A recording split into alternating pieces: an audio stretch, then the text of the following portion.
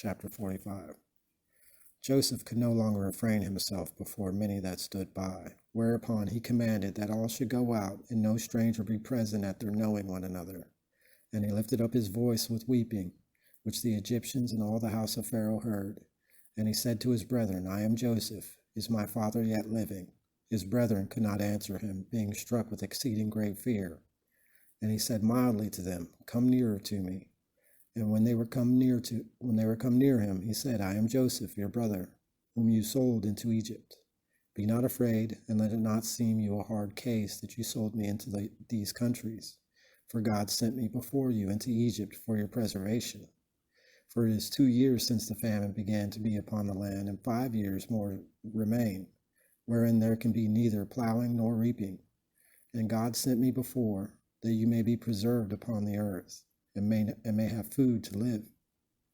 Not by your counsel was I sent hither, but by the will of God, who hath made me as it were father to Pharaoh, and lord of his whole house, and governor in all the land of Egypt.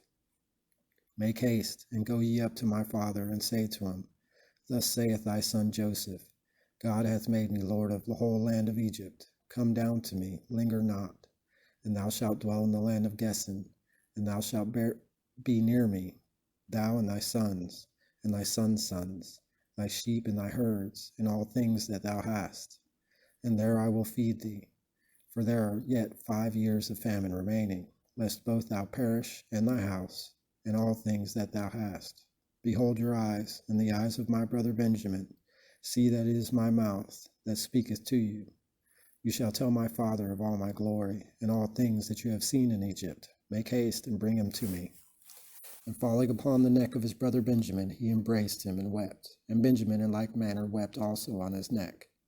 And Joseph kissed all his brethren, and wept upon every one of them, after which they were emboldened to speak to him. And it was heard, and the fame was abroad in the king's court, The brethren of Joseph are come. And Pharaoh with all his family was glad.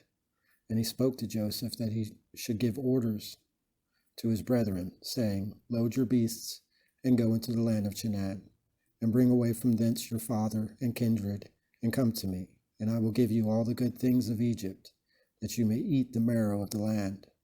Give orders also that they take wagons out of the land of Egypt, for the carriage of their children and their wives, and say, Take up your father, and make haste to come with all speed, and leave nothing of your household stuff, for all the riches of Egypt shall be yours.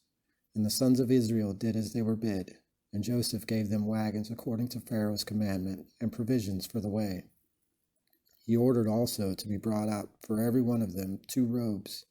But to Benjamin he gave 300 pieces of silver, with 5 robes of the best, sending to his father as much money and raiment, adding besides 10 he-asses to carry off all the riches of Egypt, and as many she-asses carrying wheat and bread for the journey. So he sent away his brethren, and at their departing said to them, Be not angry in the way. And they went up out of Egypt, and came into the land of Canaan to their father Jacob. And they told him, saying, Joseph thy son is living, and he is ruler in all the land of Egypt. And when Jacob heard, he awaked, as it were out of a deep sleep, yet did not believe them. They, on the other side, told the whole order of the thing. And when he saw the wagons and all that he had sent, his spirit revived. And he said, It is enough for me. If Joseph my son be yet living, I will go and see him before I die.